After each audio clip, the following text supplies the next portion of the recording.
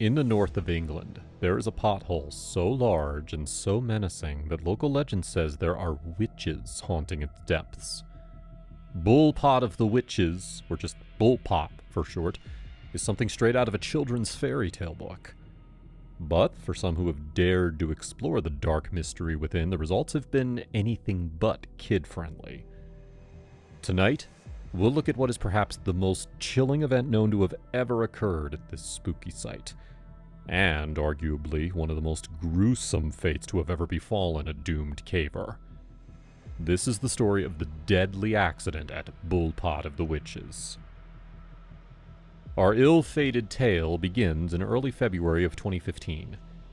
50-year-old Gordon Aiken is working at a housing association called South Lakes Housing in Kendal, England. Kendal is a quintessential English small town about an hour and a half north of Manchester. Babbling brooks, cozy cottages, and a local population of less than 30,000. The tallest building is Kendal Town Hall, a modest structure with an old-fashioned clock face at the top.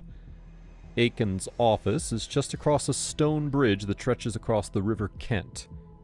To describe his working conditions as bucolic would seem almost an understatement, but on his days off, Gordon Aiken prefers to step out into an entirely different universe. Gordon's local newspaper, the Lancaster Guardian, describes him as a, quote, keen caver.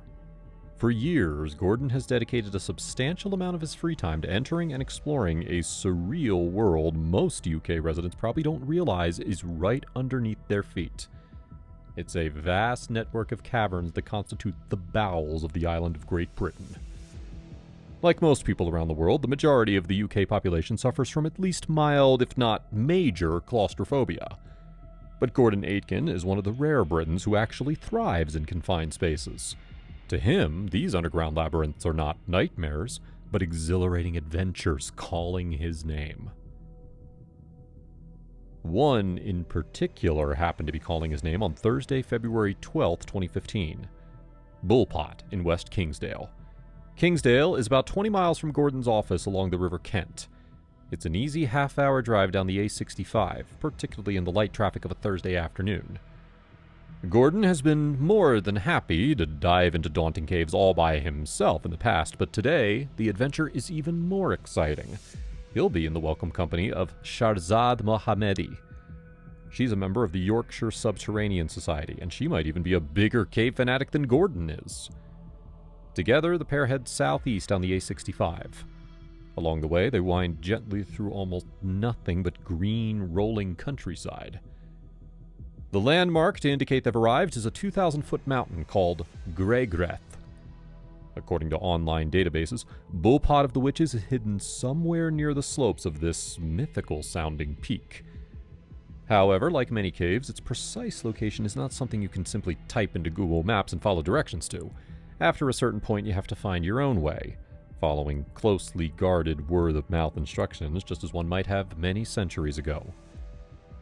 Once in the area, Gordon Aitken and Sharad Mohammedi park the car and set out on foot. The terrain is rocky and muddy. For miles in every direction, all they can see are empty patches of farmland. The only structures are occasional stretches of wall, short and made out of gray chunks of stone. The only sounds are the soft hiss of a light breeze and the crunching of their own boots against the earth. But then, a clue. The faint sound of rushing water. Aiken and Mohammedi follow it. Eventually, they reach their destination. It's a tremendous hole in the otherwise pastoral landscape.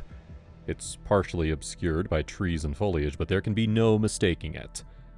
The waterfall they'd been hearing now comes into full view as they carefully descend down a narrow path, oblivious to the gruesome fate they were lowering themselves into.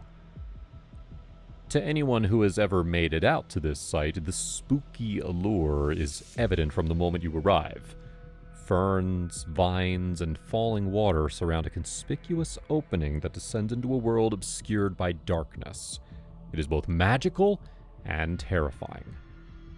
Though surely wary of the obvious dangers, Gordon Aitken could not imagine the disaster that he is now moments away from encountering. It is a disaster that will go on to stun the North England caving community to which he belongs, which will forever traumatize his caving partner that day, and which will even to this day, defy a satisfactory explanation.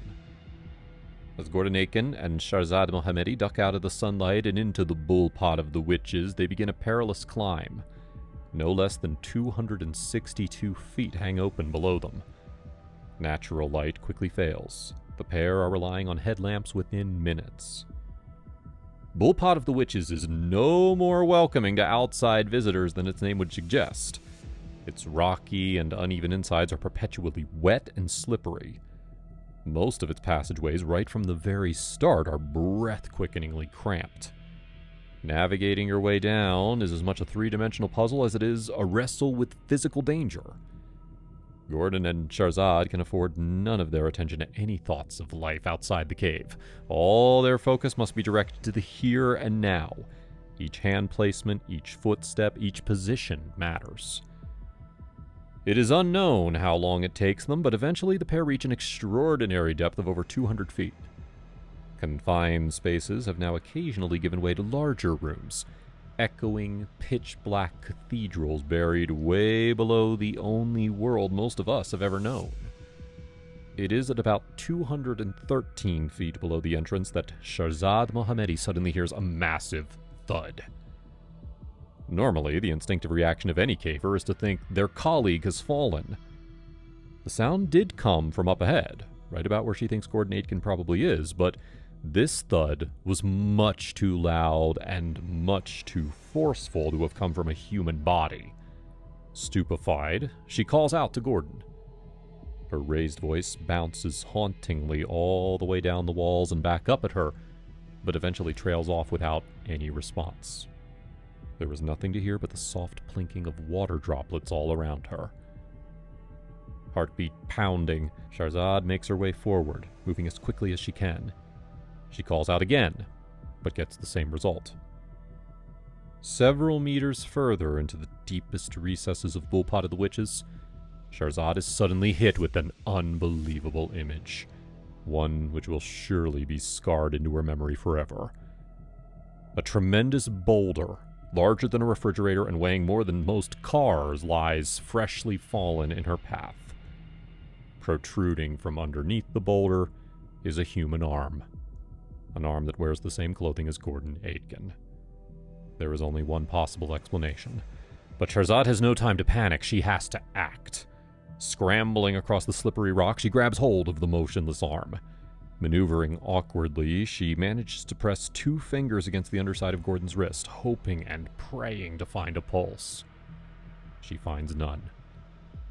Desperate, Shahrazad tries with all her might to move the enormous limestone boulder that is now sitting on top of her lifeless colleague, but her efforts are hopeless. The boulder is so heavy as to have practically become part of the landscape.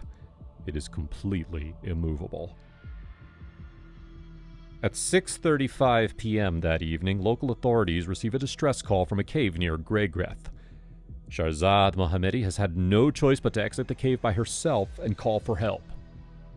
What follows is an intensive operation lasting well into the early morning hours of the following day. Rescue workers first locate and then eventually manage to descend with their equipment all the way down. Gordon Aitken, who is in an exceptionally remote and hard-to-reach location, has not moved an inch since Shahrazad first heard the terrible slam happen several hours ago. Like Shahrazad, rescue personnel first try to lift the boulder off of Aitken, but even with their combined manpower and equipment, the rock is still too heavy. They soon have to resort to another solution, one that, in almost any other context, would be prohibitively dangerous to attempt. With a variety of techniques and tools, such as sledgehammers and chisels, workers slowly hound away at the fallen rock to break it into smaller pieces. These pieces then have to be removed from the cave one by one, traveling hundreds of feet up to the open space far above. This exhausting operation takes a whopping 8 hours, but finally, the lifeless body of 50-year-old Gordon Aitken is successfully extracted from Bull Pot of the Witches. Rescue workers carry him out on a stretcher, but by the time they reach the surface, they have already long since determined Aitken is deceased. Gordon Aitken was killed instantaneously by the impact of the massive limestone boulder. Following this unbelievable freak accident, the duty controller from the responding cave rescue organization tells the local media that the rock which fell on Gordon Aitken had been sitting in place for thousands of years. Even in such a remote location, it is estimated that as many as a few hundred people may have passed beneath that rock with no incident whatsoever. Naturally, people in the local community start asking, why did this happen to Gordon Aitken? Aitken was an experienced caver, known to take every necessary precaution when it came to entering dangerous caves. What caused the long-standing boulder to suddenly break loose? To this day, no definitive answer exists. According to local authorities, Aitken was simply in the wrong place at the wrong time. If there really is no more to it than that, it means Aitken was the victim of an extraordinarily improbable disaster, somewhat on par with getting struck by lightning. That such a supernatural accident could befall a skillful caver ultimately adds more weight to the dark mystery of Bullpot of the Witches. It seems to demonstrate the cave's hostility to outsiders. In general, caving is an endeavor with a certain amount of unavoidable risk, no matter how skilled you are or how carefully you descend. We can only hope that Bullpot of the Witches doesn't claim any more victims anytime soon. We hope you enjoyed this video and found it informative. Tell us, would you explore a cave like Bullpot, even knowing the risk that a 1,000-year-old boulder might, but probably won't, fall on top of you? Is the reward worth the danger? Please share your thoughts with us in the comment section below. Thank you so much for watching, and please be sure to like the video and subscribe for more content like this in the near future. That's all for now, and we'll see you next time.